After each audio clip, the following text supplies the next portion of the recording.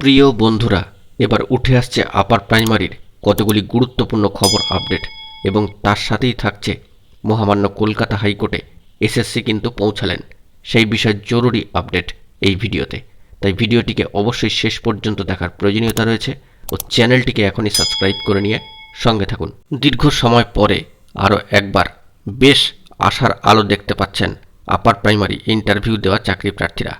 মহামান্য কলকাতা হাইকোর্টের এবার দ্বারস্থ হলেন এসএসসি বা school service commission upper primary সংক্রান্ত বিষয় নিয়ে। অত্যন্ত তাৎপর্যপূর্ণ এবং ভালো একটি খবর। আপার প্রাইমারি বা উচ্চ প্রাথমিক স্তরে নিয়োগ ঘিরে এবার মহামান্য কলকাতা হাইকোর্টের দ্বারস্থ হলেন স্কুল সার্ভিস কমিশন। গত 2016 সালের টেট পরীক্ষার ভিত্তিতে নতুন নিয়োগ আইনি জটে আটকে রয়েছে বলে দাবি করেছে কমিশন। আদালতের দ্বারস্থ হয়ে এসএসসি বলেছেন, আদালতের নির্দেশ ছাড়া নিয়োগ সম্ভব হচ্ছে না। আদালত নির্দেশ দিলেই এই নিয়োগ প্রক্রিয়া শুরু হয়ে যাবে এবং চেয়ারম্যান সাহেবের বক্তব্য কাউন্সেলিংও কিন্তু শুরু করার জন্য তারা প্রস্তুত। তাই আদালত হস্তক্ষেপ করুক। স্বতঃপ্রণোদিত হয়ে এবার স্কুল সার্ভিস কমিশন আদালতে পৌঁছালেন, যা অত্যন্ত ভালো একটি উদ্যোগ বলেই মনে করা হচ্ছে। আগামী সপ্তাহে এই আবেদনের শুনানির সম্ভাবনা রয়েছে এবং সেটি সোমবার মঙ্গলবার। বন্ধুরা, এ বিষয়ে আরও জানা যাচ্ছে, মহামান্য কলকাতা হাইকোর্টের সম্মানীয় বিচারপতি সুব্রত তালুকদার মহাশয়ের ডিভিশন বেঞ্চে আবেদন করে বলা হয়েছে এই নিয়োগে ডিভিশন বেঞ্চের নির্দেশ কিন্তু প্রয়োজন। ডিভিশন বেঞ্চ জানিয়েছেন আগামী সোমবার অথবা মঙ্গলবার এই আবেদনের শুনানি হবে।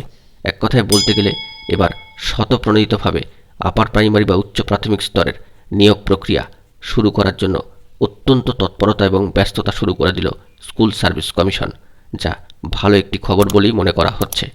এছাড়াও আপার প্রাইমারি স্তরে উঠে আসছে অত্যন্ত গুরুত্বপূর্ণ কিছু তথ্য আপডেট। যে বিষয়টি জানা যাচ্ছে, এই নিয়োগের ক্ষেত্রে ইন্টারভিউয়ে 1:1.4 বিধি মেনেই তালিকা প্রস্তুত করা হয়েছে।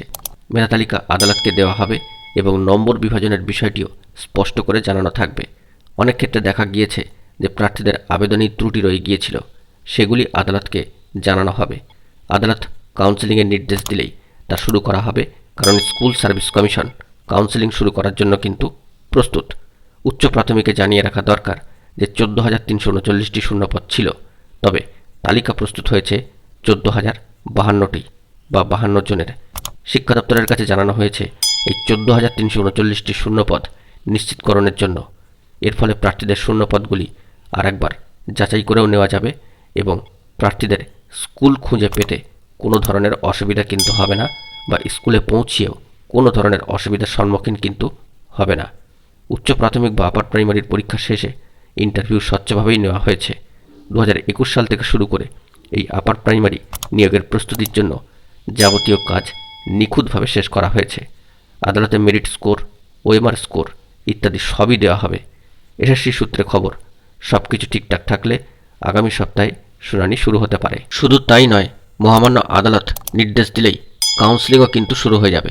জানিয়ে রাখা দরকার, আপার প্রাইমারিতে শিক্ষক নিয়োগের জন্য যে তালিকা প্রস্তুত করেছে স্কুল সার্ভিস কমিশন কাউন্সেলিংয়ের ক্ষেত্রে, সেটি 14,052 জন প্রার্থীর এই তালিকা কিন্তু প্রস্তুত করা হয়েছে। 2016 সাল থেকে এই নিয়োগ প্রক্রিয়াটি থমকে ছিল, তবে এবার এই নিয়োগ প্রক্রিয়ায় গতি আসতে চলেছে। গত বুধবার স্কুল সার্ভিস কমিশনের চেয়ারম্যান সাহেব সবকিছুই কিন্তু বার্তা দিয়ে, অর্থাৎ সাংবাদিক সম্মেলন করে স্পষ্ট করে দিয়েছেন। দেখা যাক এ বিষয়ে শুনানি থেকে কি গুরুত্বপূর্ণ খবর আপডেট উঠে আসে, সেই দিকে চোখ থাকবে আমার আপনার সবার। বন্ধুরা, কোনো তথ্য আপডেট পেলে অবশ্যই আপনাদের মাঝে তুলে ধরব। বন্ধুরা, এখন এটুকুই। সকলে ভালো থাকবেন এবং চ্যানেলটিকে এখনই সাবস্ক্রাইব করে নিয়ে সঙ্গে থাকবেন। ধন্যবাদ।